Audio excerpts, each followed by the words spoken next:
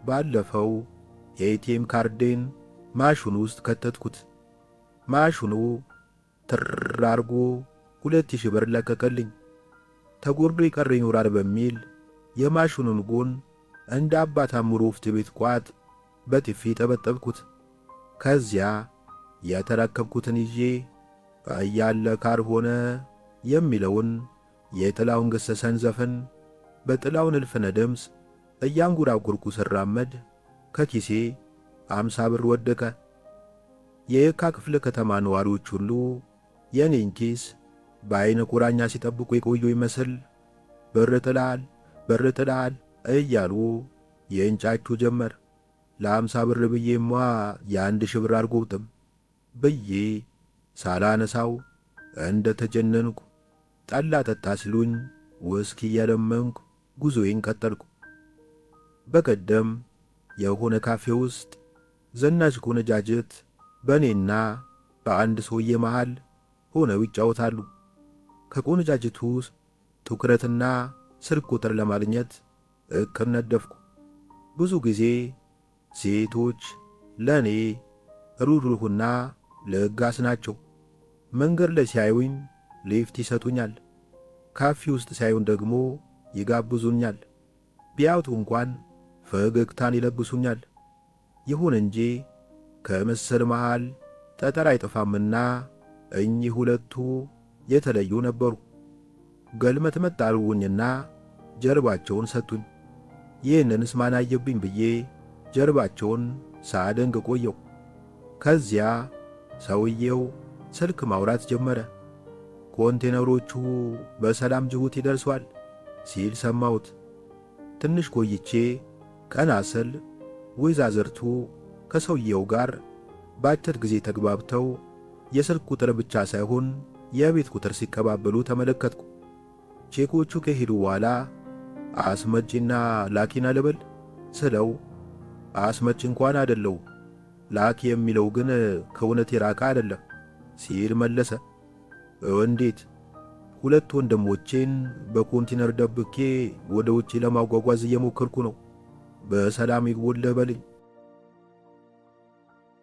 አንድ ዲያስፖራ ጓደኛ ነበረኝ።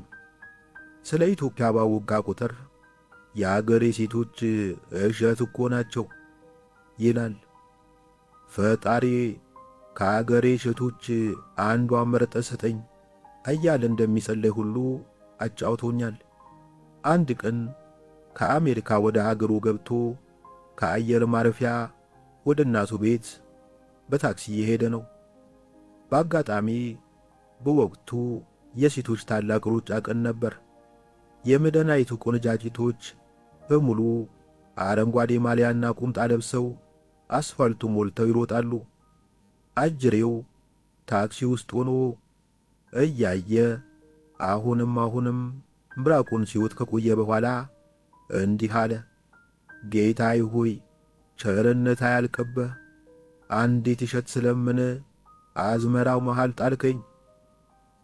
ትናንትና ወደ ፒያሳ ወቅ ሳደግ 4 ኪሎ አስፋልት ላይ ከመቶ የማያንሱ ቆነጃጅቶች ባለ አበባ ቀሚስ ለብሰው አሸንዳ ይጨፍራሉ። ልቀላቀላቸው ፈለግኩ።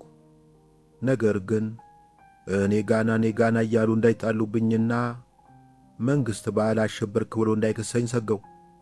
ያም ሆኖ በስሜት ተነድቼ በመካከላቸው ራሴን አገኘሁት። ሴቶቹ ድንገት ተተቃቀሱና ጭፈራቸውን አቆሙ። ዋናው አቀንቃኝ ይቅርታ ወንድ ልጅ መጨፈር አይችልም አለችኝ። ከበሮ በመምታት እህቶቼን እናገለግል ይፈቀድልኝ አልኳት መልሼ። ከበሮ የሚመቱ በቂ እህቶች አሉን ብላ ነገረችኝ ከረር ባለ ድምፅ። እሺ ለለውጥ ያክል ክራር እየመታ ወይም እምቢልታ እየነፋው ላጅባችሁ። ሴቶቹ በህብረት ገላመጡኝና እየጨፈሩ ትተውኝ አለፉ። የእርመን ቤተክርስቲያን አካባቢ ሲደርሱ በእግረኛ መንገድ ሳይክሌን እየጋለብኩ ደረስኩባቸው። ችግርህ ምንድነው? አለችኝ አቀንቃኟ። ምን አጠፋው? ልጇን እንደምትመክር እናት ጎንበስ ብላ እንሱስን ላይ ሞቀ መዳፏን ትከሻይ ላይ ጭና አሸንዳይ ሴቶች በዓል ነው፣ ወንድ አይደባለክበትም፣ አይገባህም በላጭ ወህችብኝ። ሽልማት መስጠት አይቻልም አልኳት። ወደ ቤት ሄድና ሽልማቱን በተላቀው። ከብዙ መጠፋፋት በኋላ በቀደምለት ከምዑስ ጋር ተገናኘን። ኑሮና እድሜ ለውጦታል። ተጫዋች የነበረው ሰውዬ ተነጫናጭና ተናዳፊ ሆኖ ቆየኝ። አሳዘነኝ። ገና እንደተገናኘን እንዴት ነው አልዘነጥኩም እንዴ አልኩት በወፍራሙ ፈገግ ብዬ። ላለፉት 18 ዓመታት አንድ የቆዳ ጃኬት ለብሰን ወይም ማገ ከቻልክ ቀይረው፣ ካልቻልክ አስቀልመው ብሎ ለከፈኝ። የእግር ጉዞ ጋበዝኩትና ፒያሳ ስንደርስ አስፋልቱ ዳር ደንክዬ የመንገድ መብራት ተተክላ ተመለከትን። ይህች ደግሞ ምንድን ናት ስለው የአብሪትል መታሰቢያ ሐውልት መሆን አለባት ሲል መለሰልኝ። ትንሽ እንደሄድን እኔ በአዲሱ የእግረኛ መንገድ ዳር የለመለመውን ሳር እያየው ማርነብ ጀመርኩ። አሁን ደግሞ በሳሩ ላይ የወተት ላም ቢያሰማሩበት ጥሩ ነው አለ ሙዑዝ። ሰው በእንጀራ ብቻ አይኖርም፣ ድሃ የአካባቢው ውበት አይወድለትም ያለ ማን ነው በየ ሞገትኩት።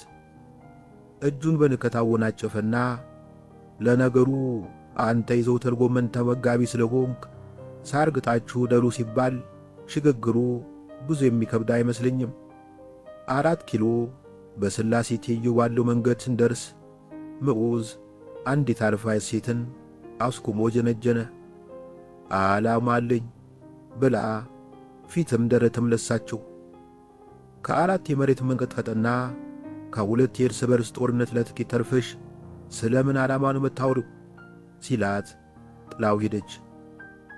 በመልስ ጉዟችን ላይ ከቀበና ድልድይ ስር በሚገኘው ፓርክ ውስጥ ወጣት ፍቅረኛሞች ትከሻ ለትከሻ ተደጋግፈው ሲያጠሙ ተመለከትን።